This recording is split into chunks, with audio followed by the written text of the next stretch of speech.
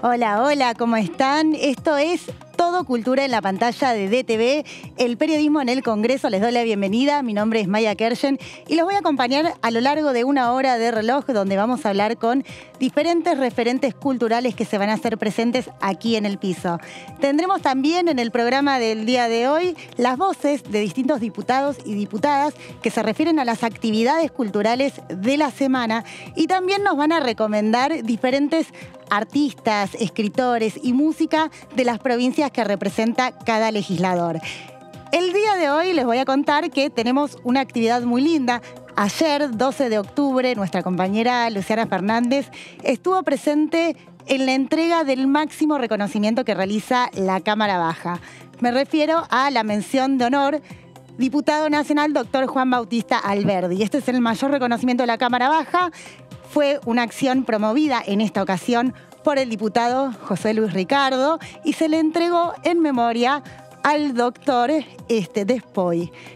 Vamos a ver lo que dijo Luciana Fernández, que estuvo hablando con el diputado Alejandro Cacase de la UCR por la provincia de San Luis.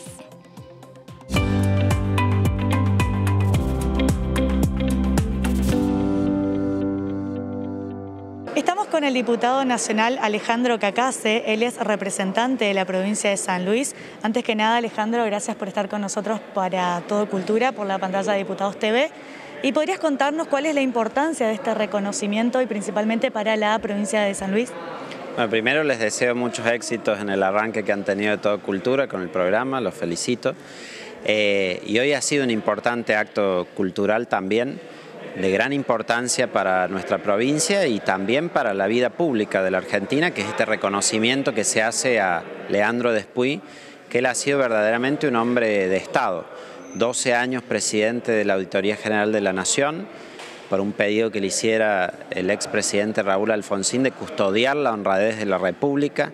Llevó hasta el último día ese mandato de poder asegurar la transparencia de las cuentas públicas, la decencia en la gestión del Estado, y también tuvo una vastísima trayectoria en representación de nuestro país en el ámbito internacional, en Naciones Unidas, presidiendo la Comisión de Derechos Humanos de Naciones Unidas, como relator de variadas temáticas, entre ellas de extrema pobreza y derechos humanos, de discapacidad, de la independencia de jueces y abogados, y también muchas veces en representación del propio Estado y haciéndose cargo de tareas muy difíciles, como fue, por ejemplo, la del juicio a las juntas y la de asegurar que vinieran los testigos para ese juicio tan emblemático que hubo en nuestro país, que por ahí conocemos la historia del juicio en sí, pero un poco el detrás de escenas, lo que ocurría tras bambalinas, dificultades para llevar adelante. Él, como desde la Dirección de Derechos Humanos de la Cancillería, fue de esos todoterreno, digamos, que logró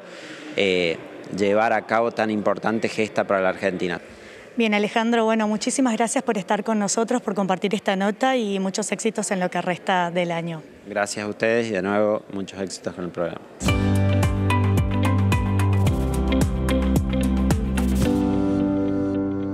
Bueno, ahí lo teníamos, estábamos escuchando al diputado Alejandro Cacase de la UCR por la provincia de San Luis y aprovecho para agradecerle al diputado los saludos por este segundo programa de Todo Cultura.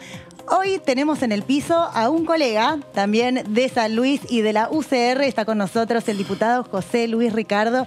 ¿Cómo está, diputado? Bienvenido. ¿Qué tal, Maya? Muy bien, y quiero unirme a las felicitaciones por el programa, ¿no? Muchísimas gracias y bueno, arranquemos por el día de ayer porque se realizó la entrega de una mención muy importante que tiene la Cámara de Diputados en memoria a Leandro Despoy, sí. Este doctor abogado, ¿no?, que hizo tanto por los derechos humanos, y usted promovió esta entrega del reconocimiento. Quería preguntarle cómo se tomó la decisión de entregarle la mención de honor, diputado nacional Juan Bautista Alberdi.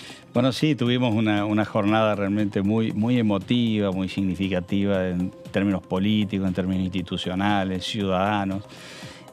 Bueno, ustedes saben que Leandro Despuy, para nosotros los puntanos, Leandro Chungo Despuy, los apodos significan algo muy emotivo, muy afectivo. Es un militante radical desde es un hombre de la política, sí, un hombre de Estado, fue un hombre de Estado, sigue viviendo con su obra entre nosotros, ¿no? Un hombre de Estado y un vecino y un amigo, ¿no?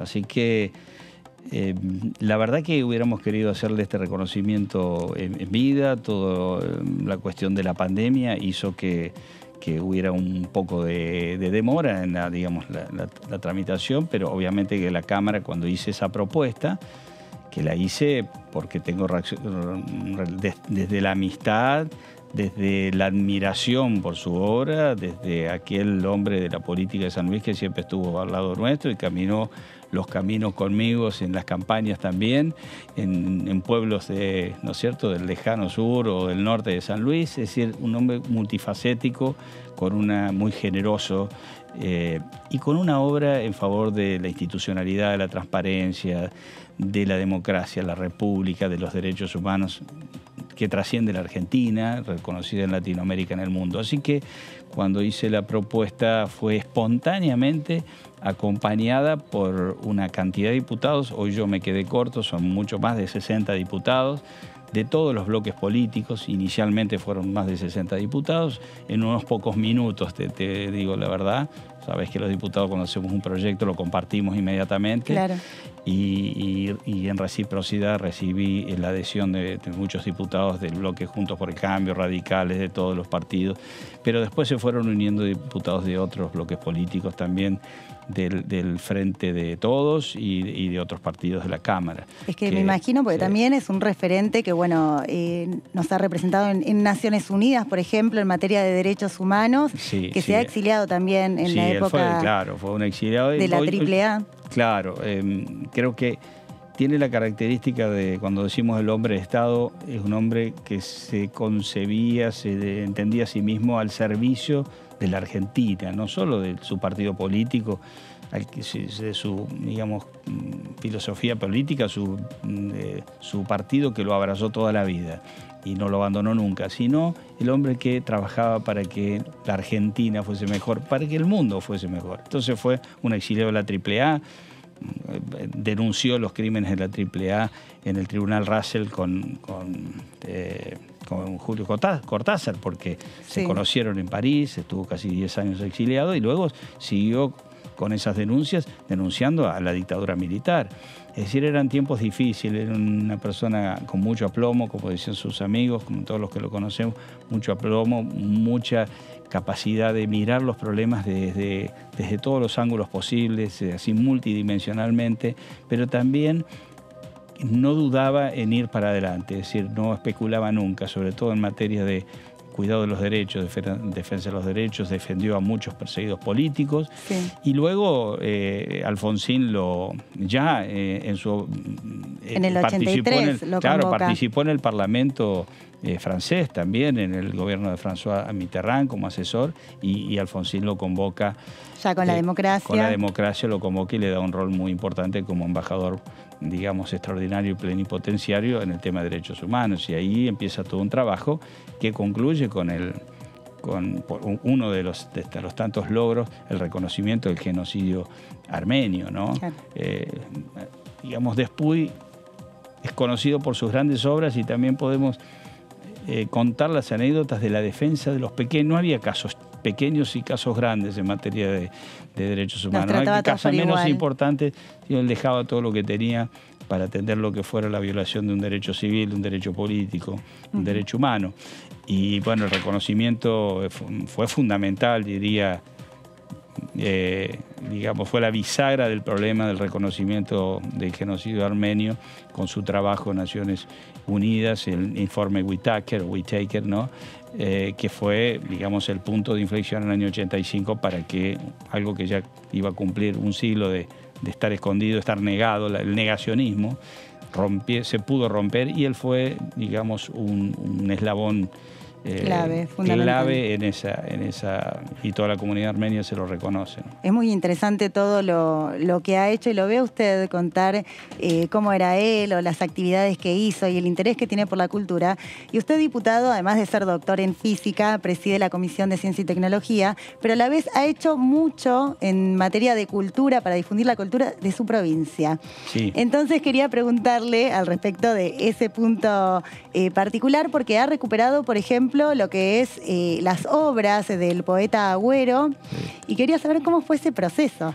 Bueno, fue maravilloso. Primero sí, mi pasión es la política, es la educación, es la ciencia. También me tocó presidir, un gran honor, porque fui el primer puntano desde que está el Congreso de la Nación en presidir la Comisión de Educación. Así que, y siempre estamos trabajando. Vos sabés que mi mamá cuenta una anécdota de muy chico. Yo siempre cuento que la primera respuesta, ¿qué querés ser cuando seas grande? Que me lo preguntaban de chico, yo quería estudiar de presidente Ilia, ¿no? Vivía con mis abuelos en el campo. Y hay una anécdota de mi madre que los chicos, ustedes saben, el trabajo de campo, y entonces me juntaba con otros chicos y los chicos querían comprarse un auto, una moto, porque veían revistas de auto. ¿Y usted quería ser presidente? No, yo quería ser presidente y quería comprarme una biblioteca. Y me dice, ¿para qué? Y bueno, para tener muchos libros y poder. Bueno, siempre, digamos, se ve que arrastro de eso desde mi cuna, del entorno familiar. Y me preocupé por hacer lo que podía en favor de la cultura. En mi provincia, ustedes saben que es una provincia de cantores, de poetas. De cine también. De cine también. Tiene de todo. Claro, sí. más ahora, es digamos, un polo más reciente, ¿no? El intento de ser una provincia cinematográfica. Pero bueno, el cancionero, las tonadas cuyanas y las tonadas sanluiseñas y los poetas sanluiseños son muy significativos para nuestro acervo cultural. Y hay muchos, ¿no? Pero Antonio Esteban Agüero es quizás el poeta máximo, Polo Godoy Rojo también. Sí. Entonces, cuando fui rector de la universidad, ya hace varios años atrás, de la Universidad Nacional de San Luis, sí, iniciamos una obra para recuperar en lo posible. El poeta Agüero, su obra, rectores anteriores y amigos que yo los admiré mucho, como el rector Puchmüller, que fue en la época en la década del 80 y el 90 el rector de la universidad, hizo un primer paso, pero y se editaron parte de la obra completa de Antonio Esteban Agüero, que tiene unas obras maravillosas. Digo, El Llamado, el llamado que evoca toda la campaña sanmartiniana en San Luis para la libertad de América. Hay un poema que me visitó el presidente cuando el presidente Ilia dejó de ser presidente y pasó un día por San Luis. El presidente Ilia pasó muchas veces por San Luis y un día pasó y lo fue a visitar y le escribió un poema. Hay cosas muy bonitas en esa obra. Pero la obra no estaba, es una obra voluminosa y no estaba editada en forma completa porque, bueno, había disputa, algunas desentendimientos, para no decir disputas, en los derechos de publicación. Y usted creó una biblioteca también. Y ahí fue que pudimos juntar a las partes y en un acto que fue muy emotivo, porque fue así, muy espontáneo, su hija Teresita, la esposa de Agüero, donó los derechos a la universidad, su parte de los derechos. Y su hija, que es Teresita Agüero, dijo, yo quiero tener la obra de mi padre editada. Y así fue que en un tiempo récord hicimos una edición maravillosa de la obra completa de Agüero. La traje a la Feria del Libro Internacional, dentro de la Feria de Universidades, y se vendía como pan caliente. O sea, batimos todos los récords de venta, trajimos 2 obras, editamos la obra completa de Agüero y los 7 libros de Atahualpa Yupanqui. Eso le iba a decir, usted se ocupó de divulgar el trabajo de Atahualpa Yupanqui, no solo en Argentina, sino también en el exterior. En el exterior, en Francia, ustedes saben que Atahualpa Yupanqui, bueno, y en Japón, ¿no?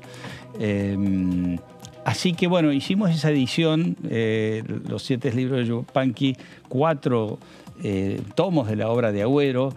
Hoy es una joya. Y bueno, y después otras actividades culturales. Impulsé la creación de un museo interactivo de ciencias y sigo, digamos, siempre con esa vocación.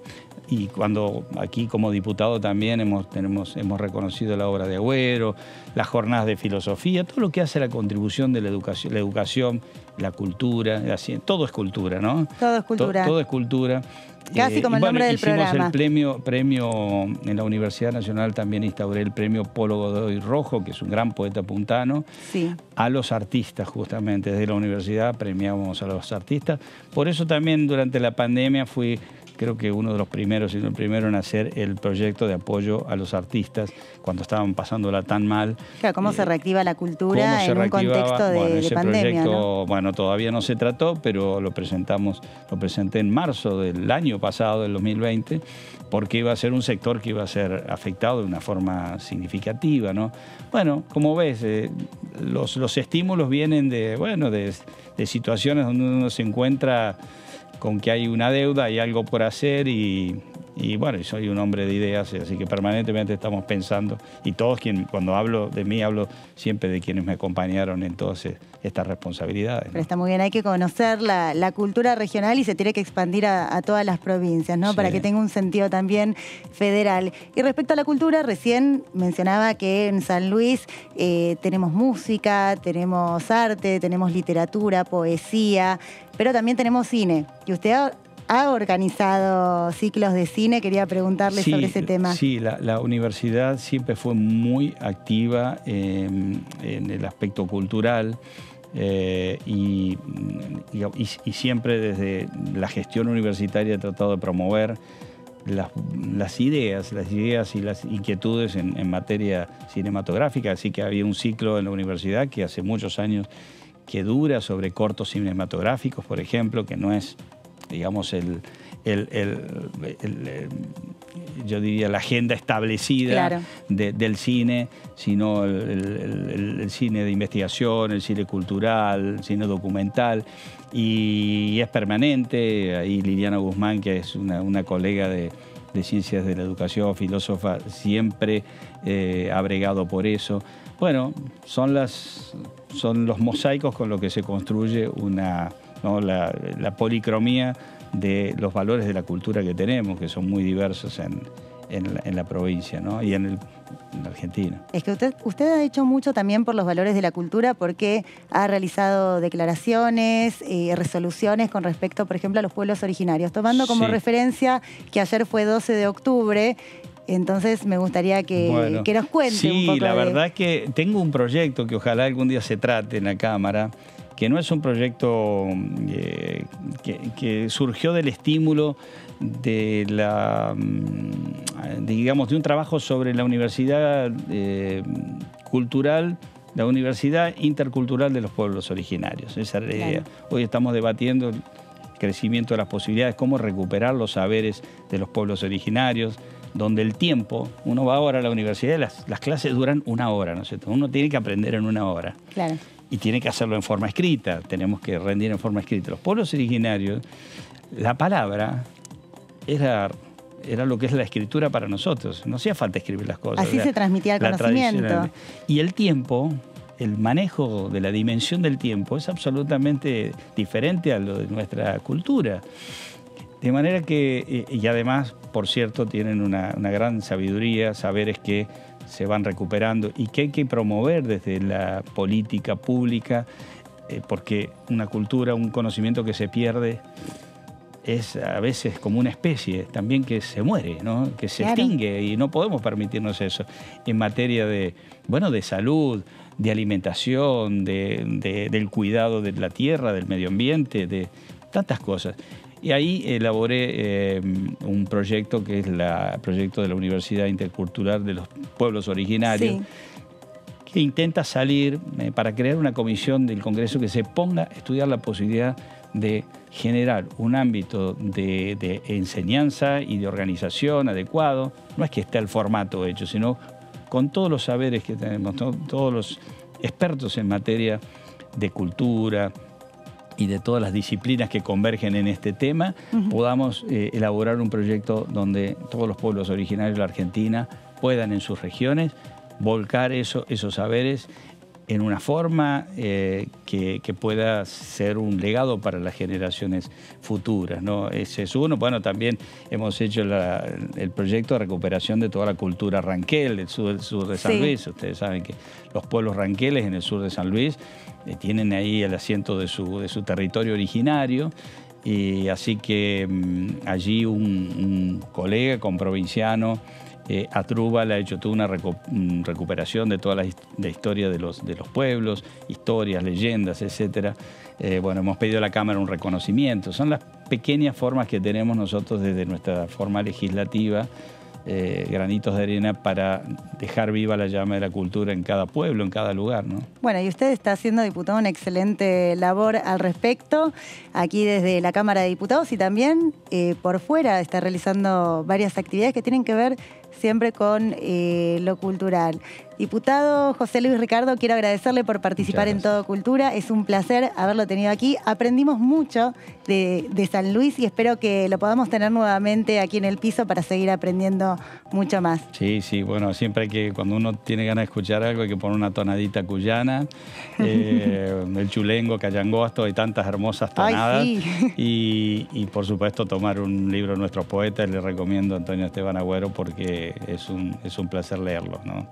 Así que muchas gracias y los felicito. Muchísimas gracias, diputado. Bueno, ahí lo teníamos, ¿no? A José Luis Ricardo, diputado nacional de la UCR por la provincia de San Luis. Hablamos de cultura, nos metimos de lleno en la cultura de San Luis, en los proyectos que desarrolla el diputado desde aquí, desde la Cámara Baja.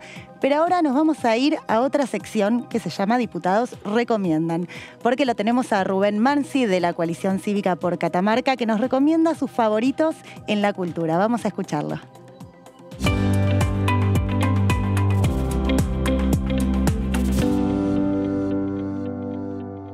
Catamarca siempre ha hecho aportes a la literatura y al arte de la Argentina. A título de ejemplos voy a nombrarlo a Tuto Mercado Soria en la música, a Varela Lezana en la pintura y a Luis Franco, un autor belicho en la literatura. Hoy les quiero traer a Rodrigo Vejero, un escritor joven, muy imaginativo, con relatos muy agradables, muy amables, que invitan a ser leídos, donde utiliza la pintura de costumbres y personajes muy de esta época, donde hay elementos de ciencia ficción, de terror, que es fácil de leer no solamente para los adultos, que por ahí están más familiarizados con la costumbre de leer, sino también para los jóvenes que recién se están iniciando en el camino de la lectura. Realmente recomendable. Rodrigo Vejero.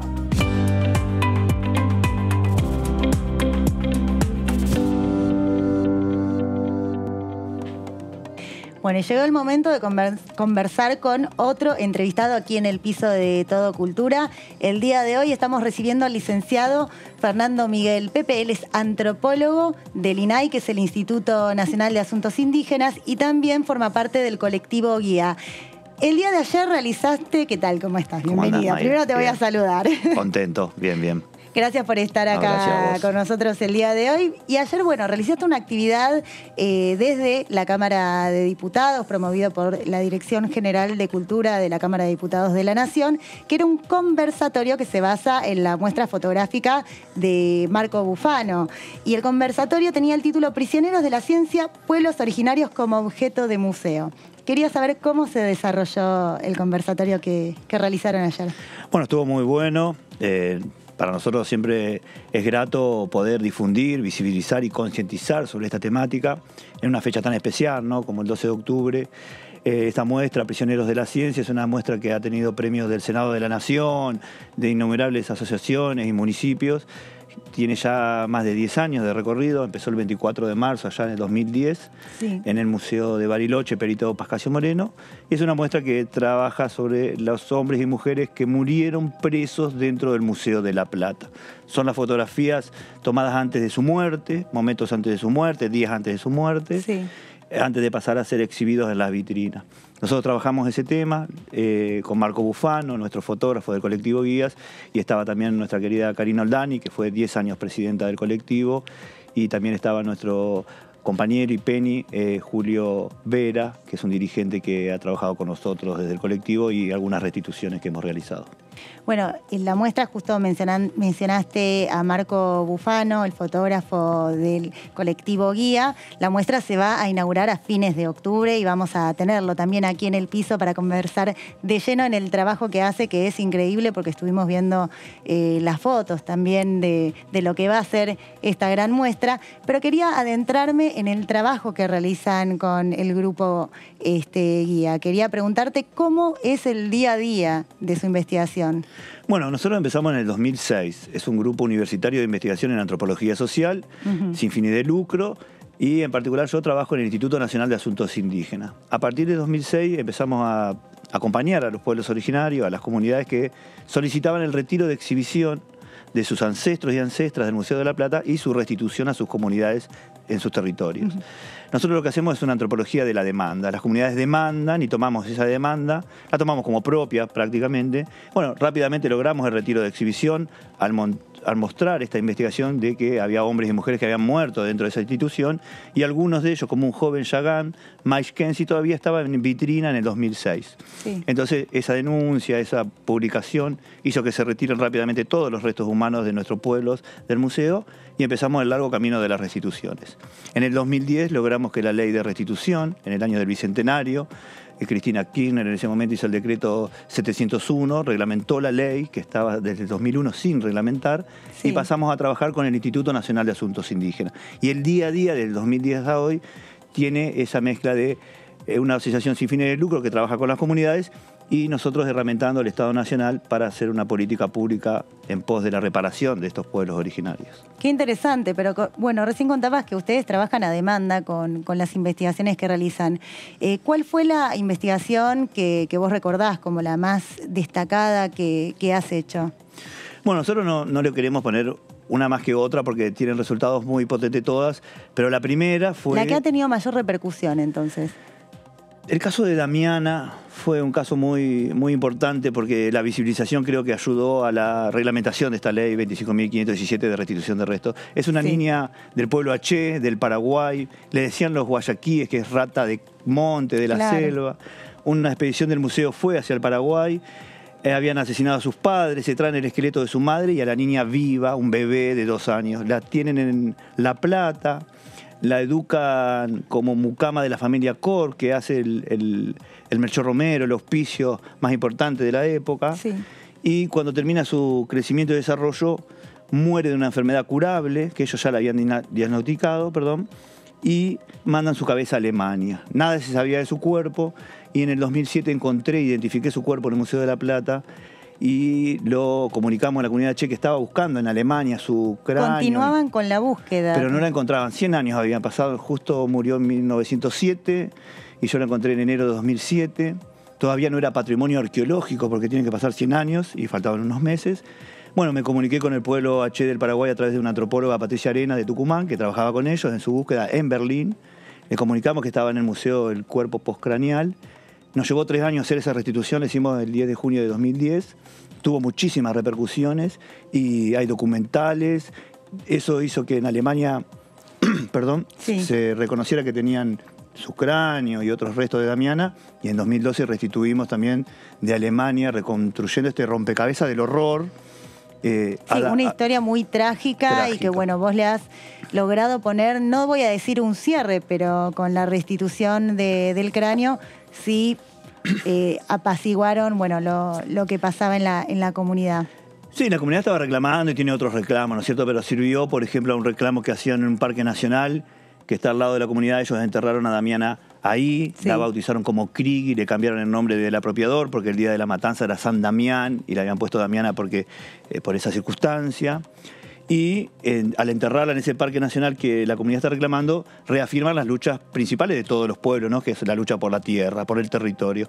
Así que ese fue el caso que tuvo muchísimas repercusiones internacionales. Después en Argentina tenemos casos muy importantes como el del cacique Nacayal, que es básicamente el eje central de la muestra, prisioneros y prisioneras de la ciencia, porque él, su esposa, su sobrina, su hija, mueren dentro del Museo de la Plata. Sí. Y se había realizado la primera restitución en la historia de Argentina en 1994, después de muchos años de lucha, de Inacayal. Y nosotros encontramos que se habían quedado con sus cerebros, un cuero cabelludo, y sobre todo una invisibilización de género con su esposa Claro. y su sobrina dentro del museo. Eso lo logramos restituir a esas mujeres después, pero también tuvo muchísimas repercusiones dentro de la Argentina. Qué analogía que hay, ¿no?, con respecto a la expropiación que se realizó también durante la dictadura militar de bebés, el genocidio que hubo también en ese contexto, ¿no? Claramente, para nosotros, como bien decís vos, hay una analogía y una continuación histórica. La impunidad del primer genocidio hacia los pueblos originarios creo que también formateó la cabeza de los dictadores de la última dictadura cívico-militar. Pensaban que iban a ser próceres de la patria como lo era Roca, que iban a quedar impunes, que iban a ser héroes de la patria. Conmemoraron los 100 años del genocidio, en 1879 comenzó el roquismo, en 1979 se conmemoró, Sí. se llamaban asimismo de reorganización nacional, y lo de Roca fue el proceso de organización nacional, o sea, ellos mismos se reivindicaban sus continuadores, ¿no?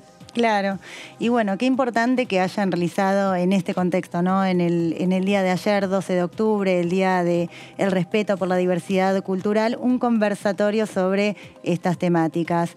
Yo le quiero decir a todos los televidentes que nos están viendo el día de hoy que estos conversatorios que organiza la Dirección General de Cultura los pueden seguir a través de las redes sociales en Cultura Diputados y también a través de la página web que uno ingresa a diputados.gov.ar, y siempre digo, abajo de todo de la página, en la sección Cultura, ahí van a encontrar estos contenidos y el conversatorio del que participó el licenciado Fernando Miguel Pepe.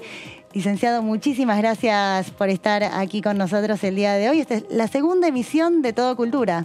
Buenísimo, y espero estar aquí la próxima vez comentando que la ley de emergencia territorial, la 26.160, que se está debatiendo hoy en el Senado, que va a tener media sanción, Sí. se va a aprobar en diputados, esperemos estar aquí festejando esa aprobación. Bueno, muchísimas gracias tenerlo aquí el día de hoy, licenciado. No, gracias a ustedes y a todos los que nos están viendo. Y bueno, seguimos, les voy a contar porque seguimos con más información, y quien estuvo en la inauguración de la muestra Trama y Huella fue nuestra compañera Luciana Fernández, que habló con su curadora, Andrea Tetamanti. Vamos a escuchar lo que nos contaba.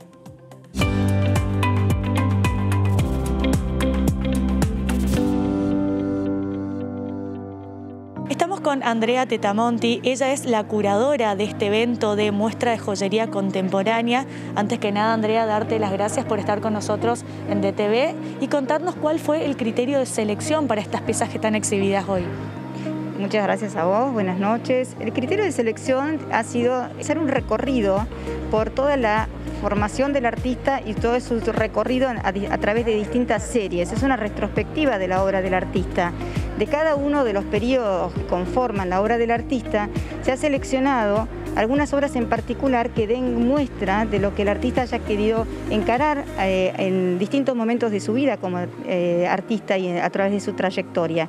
Entonces, ese fue el criterio de selección, es mostrar realmente una retrospectiva general en este espacio tan particular que es el de Cultura Diputados, en esta vuelta a la presencialidad, para realmente poder estar en contacto directo con la obra del artista y los diferentes materiales a los que ella recurre para dar cuenta de todos aquellos pensamientos a los que ella aborda, y todas son sus inquietudes. En cada una de sus series ella proyecta este tipo de pensamientos y reflexiones sobre la sociedad en la que vivimos. Y contanos, ¿hasta cuándo van a estar exhibidas estas piezas aquí en la Cámara de Diputados de la Nación Argentina? ¿Y cómo puede hacer la gente y el público para poder venir a verlas?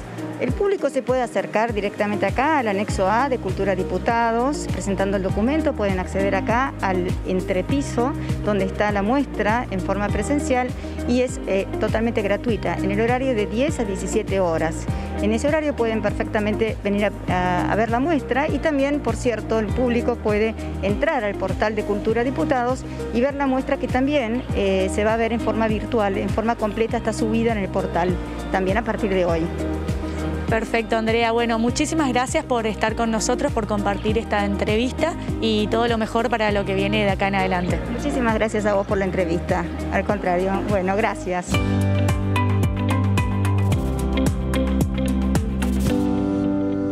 Bueno, ahí la escuchábamos recién, Andrea Tetamanti, curadora de la muestra Trama y Huella del artista Paula Boto Fiora, que está en el piso con nosotros, así que bienvenida, Paula, ¿cómo estás? Muchas gracias por haberme invitado. No, gracias por estar el día de hoy. Hemos hablado a montones de la muestra que estás realizando, que contiene piezas de joyería del arte a lo largo de toda tu carrera.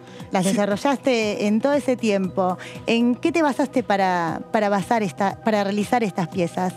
Bueno, en este caso, lo que hicimos con Andrea Tetamanti es pensar hacer una especie de retrospectiva. Sí. Yo tengo acá trabajos desde 2013 a la fecha y mostrar un poco un recorrido, digamos, de la obra en relación a la materialidad y también a la conceptualidad, ¿no? Claro. Sí, son piezas que, bueno, hablan un poco de lo que me interesa transmitir o trabajar al respecto, como las situaciones de las violencia social o la fragilidad de los vínculos, los temas de la naturaleza, también del reciclado, de pensar un poco más en reutilizar los distintos materiales. Claro, de hecho, ¿cuáles son los materiales que vos utilizás para las piezas de arte de joyería? Vamos a contextualizar esto porque es una muestra que se realiza en el marco de la tercera Bienal Latinoamericana de Joyería Contemporánea, sí. Y en ese contexto está la muestra Trama y Huella. Y quería preguntarte, bueno, ¿cuáles son los materiales que utilizás para desarrollar cada pieza? Bueno, en las primeras series usaba por ahí bastante más metal, después lo fui dejando un poco, incorporando mucho más otro tipo de materiales como la resina. Ahora hace bastante que estoy trabajando papel y madera balsa. Son materiales que me resultan interesantes en lo expresivo, digamos, que los elijo en relación a qué quiero contar, claro. o qué temas son los que trato. A mí la madera balsa me dio el gesto del desgarro, de la fragilidad, sí. Y me pareció interesante trabajarlo porque en general pienso las piezas relacionadas el tema con la materialidad. Por eso también he ido dejando un poco el metal y lo uso por ahí más de soporte en algunos casos, porque me dan otra cosa, otros materiales, ¿no? Bueno, justamente que ahora que mencionás esto, quería preguntarte cómo es el proceso también de inspiración. Mientras estábamos viendo recién distintas piezas de joyería contemporánea que has realizado, pasaron varias imágenes de tus piezas elaboradas con distintos materiales, pero bueno, ¿cómo te inspirás? ¿Cómo es el proceso de creación? Bueno, en general empiezo por la idea, el concepto, digamos, lo que tengo ganas de contar o de transmitir, porque sí. También es bastante emocional, ¿no? Lo que, por lo menos mi forma de trabajar. Yo trabajo bastante maquetando, a veces maqueto con el mismo material, a veces solamente con papel, y voy buscando a veces primero la forma, otras veces el material, entonces como que encaro la cosa desde diferentes lados. Y sí. También a veces un material me lleva a un tipo de trabajo, ¿no? Ahora en la Bienal yo estoy en otras exposiciones, ¿no? Sí. Que son 25 exposiciones simultáneas, y en otras... Sí, son más de 114 artistas, tremendo. De 5 países de la región, que están, bueno, Argentina, Brasil, y otros países también que no son de la región, porque está Israel, Canadá también, ¿no? A lo que apunta la Bienal Latinoamericana es a que participen latinoamericanos, que estén viviendo en el país o no, o por ahí gente que se radicó en algún país latinoamericano y aunque no sea latinoamericano, trabaja desde este lugar, digamos, como promover nuestros materiales, nuestros orígenes, ¿no? Nuestras preocupaciones y también alegrías, digamos, ¿no? Y quiero preguntarte, Paula, cómo es exponer aquí en la Cámara de Diputados del Congreso de la Nación, porque vos has expuesto en ciudades como Barcelona, Beijing, bueno, lugares increíbles. ¿Cuál es tu sensación de exponer aquí en el Congreso de la Nación? Te digo que la emoción, mismo ahora también, la emoción porque el espacio es fabuloso. También estoy muy agradecida con la directora de Cultura, también Andrea Barbieri, que yo sé que ella siempre promociona las bienales y en este caso, en esta oportunidad me dieron la posibilidad a mí. El espacio es hermoso, da muchas posibilidades para poder... Yo acá tengo piezas y también tengo fotografías. Sí, es verdad. y te da... el espacio es, a mí me encanta y me parece muy emocionante también, ¿no? Estar en el Congreso. Bueno, qué lindo lo que decís. Y yo no puedo dejar de observar, y sí. también me marcan desde acá, desde la producción, que preste atención porque tenés un prendedor. ¿Es Sí. una obra tuya, el Sí. prendedor? Sí, es una obra de las de violencia social, Sí. de las últimas que estoy trabajando. Empecé con la madera balsa porque me gusta esa cosa que tiene desgarrada, un poco frágil. Y bueno, y con el color también darle un poco más de intencionalidad. Me parece que cuando hay cuestiones de violencia todos terminamos heridos, ¿no? Mira, y es una serie si girás un poquito a cámara podemos mostrar esta obra de arte que has realizado Que de se llama joyería Heridos. contemporánea. ¿Cómo se llama? heridos. Heridos. Bueno, siempre con temáticas sociales, Sí. vinculares, así vas desarrollando tu obra. Sí, son temas que me interpelan, que me conmueven, temas también de la realidad y de la actualidad, ¿no? Como del día a día, todo el tema que pasamos con la pandemia, ¿no? Que eso también... Eso te quería preguntar, ¿cómo hiciste, bueno, como artista, ¿no? Acostumbrada a exponer en diferentes ciudades del mundo, en diferentes centros de exposición, ¿cómo atravesaste la pandemia como artista, ¿no? Y como, bueno, creadora Sí. de joyería contemporánea. Bueno, yo tengo, por un lado, la suerte de tener taller en casa. Sí. Entonces eso te da la posibilidad por ahí de trabajar, aunque hasta mismo con materiales que no pensabas, porque por ahí no podías salir a comprar, así que hemos reciclado un O no montón. había stock. También hay veces que faltó abastecimiento de ciertos productos durante la pandemia. Así que, pero en el primer momento me resultó fuerte, no me encontraba, iba al taller y no sabía qué hacer, o sea, estaba medio... Y de ahí surgió una serie que se llama Tiempo Deseo, Sí. porque como que todo el tiempo estamos queriendo tener tiempo, y tenía el tiempo y estaba ahí como medio paralizada, así que a partir de ahí también generé después una obra. Bueno, justo te iba a preguntar eso, ¿no? ¿Qué generaba a nivel mental la pandemia, ¿no? En la etapa creativa que uno necesita pensar que va a desarrollar, inspirarse. Y esto que vos me contás, que al principio estabas un poco paralizada, pero luego pudiste generar una nueva obra. ¿Pudiste adaptarte también a lo que son las muestras digitales, a la tecnología que bueno, muchos artistas se volcaron a la exposición digital, por ejemplo, de sus obras, ante la imposibilidad de presentarse en lugares cerrados? Sí, bueno, por ejemplo, la Bienal es un ejemplo, ¿no? Porque tiene toda la plataforma, que desarrolló una plataforma fabulosa. Yo creo que tiene muchos beneficios, que en un punto nos iguala, porque vos ahora no necesitas venir a la capital a ver una muestra, podés, como yo estoy en una muestra en Junín, estoy otra en La Rioja, y todos lo vemos al mismo tiempo, la inauguración, Estás como en todas que partes, ¿no? nos federaliza un poco. Pero bueno, por otro lado tiene lo de no tener la pieza ahí, ver la textura, no poder estar como más cerca del objeto, Claro. que tiene otra cosa, ¿no? Obviamente.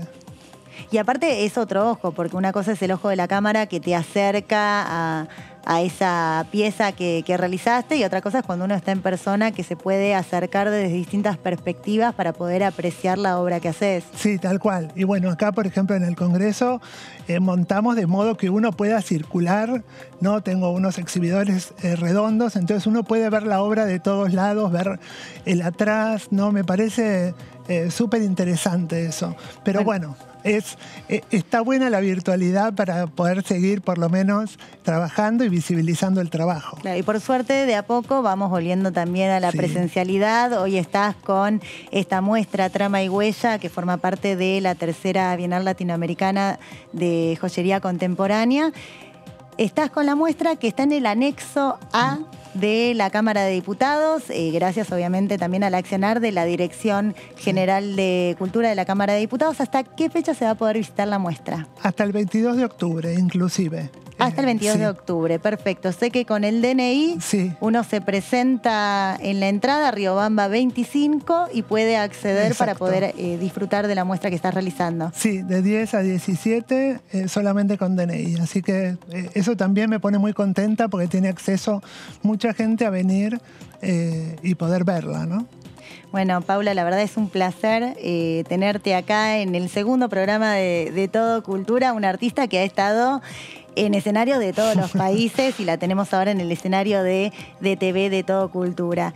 Te agradezco mucho estar el día de hoy y bueno, al televidente no se pierdan la muestra de esta gran artista que ha expuesto en Beijing, en Canadá, en Barcelona y que hoy está exponiendo en la Cámara de Diputados del Congreso de la Nación. Paula Boto Fiora, ella realiza la muestra Trama de Huella que promueve la Dirección General de Cultura de la Cámara de Diputados y que se puede disfrutar hasta el 22 de octubre de forma presencial. Yo siempre les digo que si quieren más información pueden seguir a las redes de la Dirección de Cultura, que es Cultura Diputados, y si no, en la página web uno ingresa a diputados.gov.ar. Al final de la página, en la sección de Cultura, van a encontrar la información de estas muestras y muchas actividades más de las que pueden participar, tanto de forma presencial como de forma virtual. Y bueno, se nos está acabando el programa, ya casi termina el día de hoy, pero tenemos actividades para recomendarles para que puedan disfrutar durante la semana y vamos a empezar con la primera. Porque la agenda de la semana de la Biblioteca del Congreso de la Nación propone del 13 al 16 de octubre. La biblioteca se sube al tren sanitario. Es el tren sanitario del Ministerio de Desarrollo Social para acercar su propuesta cultural y educativa a la provincia, en esta ocasión, de Mendoza. Luego, el viernes 15 de octubre a las 19 horas, se realiza el ciclo Entre Palabras con Mónica Ávila, que conversará con la escritora Claudia Obaf. Será una continuidad de los relatos Desde el Río, con la participación de un referente de la novela distópica en Argentina. Vamos a pasar a otras recomendaciones. Recién hablábamos de la Biblioteca del Congreso de la Nación, pero vamos a hablar de la agenda de la Dirección General de Cultura de la Cámara de Diputados, porque proponen para el jueves 14 de octubre a las 16 horas en el Salón Pasos Perdidos se va a realizar el homenaje a Cuchi Leguizamón. Luego, el lunes 18 de octubre a las 19, se va a hacer un conversatorio del Museo Legislativo que se llama Conservando el Patrimonio Argentino. En esta fecha va a ser sobre Neuquén. El invitado es Lucas Guevara, que es profesor en Historia e integrante del área de investigación y docencia del Museo Nacional de Bellas Artes, con sede en la misma Neuquén. Estos son los recomendados para que puedan disfrutar en la semana y nos vamos, se terminó, pero seguimos. Nos vemos el próximo miércoles a las 23 horas en Todo Cultura. Muchas gracias por estar acá. Y no se olviden, nos pueden seguir en las redes sociales, en Diputados TV. Allí aparece más información y bueno, van a poder ver recortes de lo que sucedió el día de hoy en Todo Cultura. Hasta luego.